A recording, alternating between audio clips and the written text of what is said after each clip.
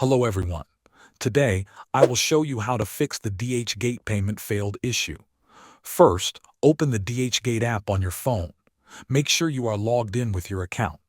Next, browse the items and choose the product you want to buy. When you find the item, tap on it and then add it to your cart. Once you are in your cart, tap on the checkout button. You will see the payment options available.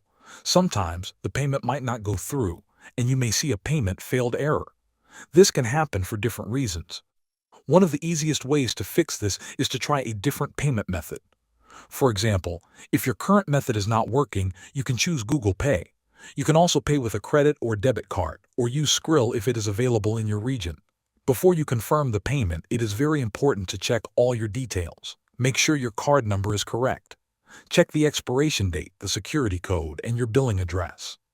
If any of these details are incorrect, the payment will not go through, and you will see the payment failed message again.